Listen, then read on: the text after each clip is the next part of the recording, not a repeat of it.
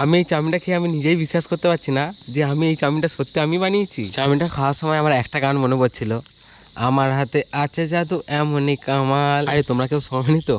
আরে কি বলতো, এতটাই ভালো হয়েছে না যে নিজে প্রশংসা না করে আর থাকতে পারলাম না। আর তার আগেই বলি নমস্কার বন্ধুরা, আমি তোমাদের মগরার ছেলে সুমিত। আর এইদিকে একটা ভাই এসেছিল রাত্রিবেলা পরোটা চিলি চিকেন খেতে। এমনিতেই তোমরা যারা আমার দোকানে রেগুলার তারা অবশ্যই জানো যে ফাঁকা টাইম ছাড়া আমি পরোটা বানাই না। তো চাউমিন এগরোলটা তো আমাকে বেচতে হবে তাই না? হট করে যদি তোমরা এসে বলো পরোটা বানিয়ে দাও, কি করে বানিয়ে দেবো তাই না? তাই আমি সবাইকে রিকোয়েস্ট করি যে দাদা একটু যদি আমাকে ফাঁকা টাইম থাকে তোমরা অবশ্যই বলবে, তোমাদের আমি না করবো না, পরোটা অবশ্যই বানিয়ে দেবো। আরে আর বলো না, আমাকে আবার অনেকে আবার প্রশ্ন করে দাদা তুমি এত কাজের মধ্যে ভিডিও কখন বানাও? তোমাদের আর কি বলি দুঃখের কথা, যখন সময় পাই একটু একটু করে ভিডিও বানাই। মাঝে মাঝে আমারও মনে হয় জানো তো যে ভিডিও আর বানাবো, কিন্তু ওই যে আমাকে তোমরা এত টপে তুলে দাও, প্রত্যেকে এসে বলো দাদা তোমার ভিডিও খুব ভালো হয়, আমি যেন ভিডিও না ছেড়ে আর থাকতে পারি না।